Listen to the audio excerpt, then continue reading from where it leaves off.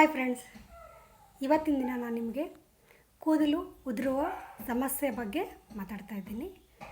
ನಮ್ಮ ತಲೆ ಕೂದಲು ಪ್ರತಿದಿನ 50ರಿಂದ 100 ಕೂದಲು ಆರೋಗ್ಯವಂತರಿಗೆ ಉದುರೋದು ಸಾಮಾನ್ಯ. ಹಾಗಂತ ನಾವು ಪ್ರತಿದಿನ ಕೂದಲನ್ನ ಎಣಿಸ್ಕೊತಾ ಕೂರೋಕ್ಕಾಗಲ್ಲ ಅಲ್ವಾ? ಅದಕ್ಕೆ ನಾವು ಕೂದಲು ಉದುರ್ತಾ ಇದೆ ಅನ್ನೋದನ್ನು ಹೇಗೆ ಕಂಡುಹಿಡಿಯಬೇಕು ಅಂತಂದರೆ, ನೀವು ಪ್ರತಿ ಸರಿ ಬಾಚಣಿಕೆ ಹಾಕಿದಾಗಲೂ ಸಹ ಒಂದು 10ರಿಂದ 20 ಕೂದಲು ಸಹ ಹೊರಗಡೆ ಬಿದ್ದಾಗ ನನಗೆ ತುಂಬ ಕೂದಲು ಸಿವಿಯರಾಗಿ ಉದುರ್ತಾ ಇದೆ ಅನ್ನೋದನ್ನು ನಾವು ಅರ್ಥ ಮಾಡ್ಕೋಬೇಕು. ಅದು ಅಲ್ಲದೆ ಕೂದಲು ಉದುರೋದಕ್ಕೆ ತುಂಬಾ ಕಾರಣಗಳಿದ್ದಾವೆ. ಅವರ ಆರೋಗ್ಯ ಹೇಗಿದೆ ಅನ್ನೋದನ್ನು ನೋಡಬೇಕಾಗುತ್ತೆ. ಮತ್ತು ಥೈರಾಯ್ಡ್ ಇದೆಯಾ ಅಂತ ಚೆಕ್ ಮಾಡಬೇಕಾಗುತ್ತೆ. ಮತ್ತು ಅವ್ರು ದಿನ ಯಾವುದಾದ್ರೂ ಮಾತ್ರೆಗಳನ್ನ ತಗೊಳ್ತಾ ಇದ್ದಾರಾ ಅದನ್ನು ಕೂಡ ನೋಡಬೇಕಾಗುತ್ತೆ. ಹೀಗೇ ಹಲವಾರು ಕಾರಣಗಳಿಂದ ಕೂದಲು ಉದುರ್ಬೋದು. ಮತ್ತು ಕೆಲವರು ಹೇಳ್ತಾರೆ ವಂಶವಾಹಿ ಅಂತ.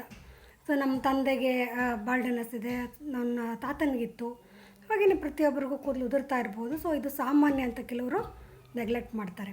ಅದರ ನೆಗ್ಲೆಕ್ಟ್ ಕೂಡ ಮಾಡಬಾರ್ದು.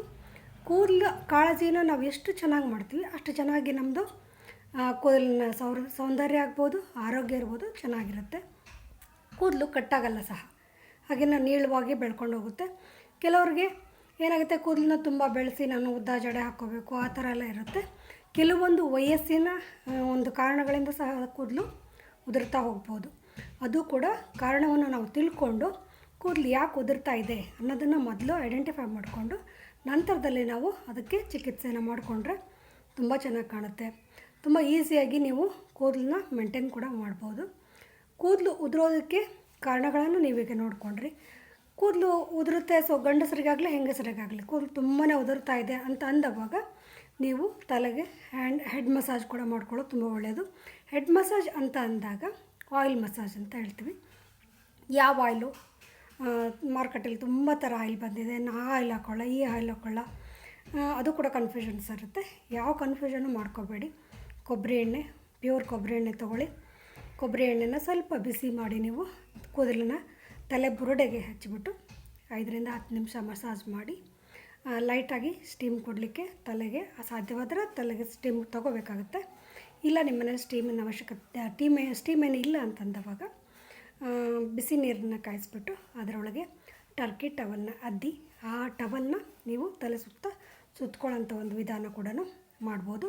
ನಾವು ಅದನ್ನು ಹಾಟ್ ಸ್ಟೀಮ್ ಟವಲ್ ಅಂತ ಹೇಳ್ತೀವಿ. ಆ ಥರ ನೀವು ಮಾಡ್ಬೋದು. ಅದಿಲ್ಲ ಅಂತಂದರೆ ನೀವು ಹಾಗೆಯೇ ಸ್ವಲ್ಪ ಬಿಸಿಲಿಗೆ ನಿಂತ್ಕೊಂಡ್ಬಿಟ್ಟು ಅದಾದ ನಂತರ ನೀವು ತಲೆ ಸ್ನಾನ ಮಾಡ್ಕೋಬೋದು. ಸ್ನಾನ ಮಾಡ್ಕೊಳ್ಳಿಕ್ಕೂ ಸಹ ಕೆಲವ್ರಿಗೆ ತುಂಬ ಕನ್ಫ್ಯೂಷನ್ಸ್ ಇದೆ. ನಾವು ಸೀಗೆಕಾಯಿ ಹಾಕಬೇಕಾ, ಶಾಂಪು ಹಾಕಬೇಕಾ ಆ ಥರ ಕೇಳ್ತಾರೆ. ಹಾಗೇನೂ ಇಲ್ಲ, ನೀವು ಏನನ್ನು ಉಪಯೋಗಿಸ್ತಾ ಬಂದಿದ್ದೀರಿ ಮೊದಲಿಂದನೂ. ಸೀಗೆಕಾಯಿ ಉಪಯೋಗಿಸ್ತಾ ಇದ್ದರೆ ಸೀಗೆಕಾಯಿನೇ ಉಪಯೋಗಿಸಿ. ಇಲ್ಲ ನಾನು ಈ ಮಧ್ಯ ಶಾಂಪು ಯೂಸ್ ಮಾಡ್ತಾಯಿದ್ದೀನಿ ಅಂದಾಗ ಶಾಂಪೂನೇ ಯೂಸ್ ಮಾಡಿ. ಯಾವುದು ಯೂಸ್ ಮಾಡ್ತಾಯಿದ್ರೆ ಅದನ್ನೇ ಕಂಟಿನ್ಯೂಸ್ ಆಗಿ ಮಾಡಿ. ಮಧ್ಯೆ ಮಧ್ಯೆ ಶಾಂಪುಗಳು ಸಹ ಚೇಂಜ್ ಮಾಡಬಾರ್ದು. ಹಾಗೆಯೇ ಎಣ್ಣೆ ಕೂಡ ನೀವು ಚೇಂಜ್ ಮಾಡಬಾರ್ದು. ಒಂದೇ ಥರನಾದ ಆಯಿಲನ್ನು ಉಪಯೋಗಿಸಿ. ಒಂದೇ ಬ್ರ್ಯಾಂಡ್ ಇರಲಿ. ಪದೇ ಪದೇ ಬ್ರ್ಯಾಂಡ್ಗಳು ಸಹ ಕೊಬ್ಬರಿ ಎಣ್ಣೆ ಅಂದಾಗ ತುಂಬಾ ಬ್ರ್ಯಾಂಡ್ ಸಿಕ್ಕುತ್ತೆ. ಒಂದೇ ಬ್ರ್ಯಾಂಡ್ನ ಕೊಬ್ಬರಿ ಎಣ್ಣೆ ಉಪಯೋಗಿಸಿ, ಅದರಿಂದ ತುಂಬ ಒಳ್ಳೆಯ ರಿಸಲ್ಟ್ ಸಿಕ್ಕುತ್ತೆ. ಹಾಗೆಯೇ ನಿಮ್ಮ ಕೂದಲು ಉದುರು ಸಹ ಕಡಿಮೆ ಆಗುತ್ತೆ. ಮತ್ತು ಪ್ರತಿ ತಿಂಗಳು 1 ಸಾರಿ ಅಥವಾ 2 ಸಾರಿ ಹೇರ್ ಕಟ್ ಮಾಡಿಸೋದು ತುಂಬ ಒಳ್ಳೆಯದು. ಟ್ರಿಮ್ ಮಾಡಿಸ್ತಾ ಇರಬೇಕು ಕೂದಲನ್ನ. ನಮಗೆ ಒಂದು ವಯಸ್ಸಿನ ನಂತರದಲ್ಲಿ 20ರ ನಂತರದಲ್ಲಿ ಕೂದಲು ಬೆಳೆಯೋದು ಕಮ್ಮಿ ಆಗುತ್ತೆ ಅನ್ನೋದು ಟಿಸುಲು ಹೊಡಿತಾ ಬರುತ್ತೆ. ಅದಕ್ಕೆ ನಾವು ಸ್ಪ್ಲಿಟ್ ಎಂಡ್ಸ್ ಅಂತ ಹೇಳ್ತೀವಿ. ಆ ಕವಲು ಹೊಡೆದ ಕೂದಲನ್ನ ನೀವು ತೆಗೆಸೋದು ತುಂಬ ಒಳ್ಳೆಯದು. ತೆಗ್ಸೋಕ್ಕೆ ನೀವು ಟೈಮ್ ಇಲ್ಲ ಅಂದರೆ ಪ್ರತಿ ತಿಂಗಳು ಅಥವಾ ತಿಂಗಳಲ್ಲಿ 2 ಸಾರಿ ನೀವು ಟ್ರಿಮ್ ಮಾಡಿಸೋದ್ರಿಂದ ಏನಾಗುತ್ತೆ, ನಿಮ್ಮ ಕೂದಲಿನ ಬೆಳವಣಿಗೆ ಚೆನ್ನಾಗಿರುತ್ತೆ. ಕೂದಲು ನೋಡೋಕ್ಕೂ ಕೂಡ ತುಂಬ ಚೆನ್ನಾಗಿರುತ್ತೆ. ಪರ್ಕೆ ಕಡ್ಡಿ ಥರ ಕಾಣಲ್ಲ, ತುಂಬ ಚೆಂದ ಕಾಣುತ್ತೆ. ಮತ್ತು ಕೂದಲನ್ನ ಉದ್ದ ಅಥವಾ ಗಾತ್ರ ನನ್ನ ಕೂದಲು ದಪ್ಪ ಇಲ್ಲ, ನನ್ನ ಕೂದಲು ಸಣ್ಣ ಇದೆ, ಅಥವಾ ನನ್ನ ಕೂದಲು ಉದ್ದ ಬರ್ತಾಯಿಲ್ಲ ಅನ್ನೋದು ತುಂಬ ಕಂಪ್ಲೇಂಟು ನಮ್ಮ ಹೆಣ್ಮಕ್ಳು ಹೇಳ್ತಾ ಇರ್ತಾರೆ.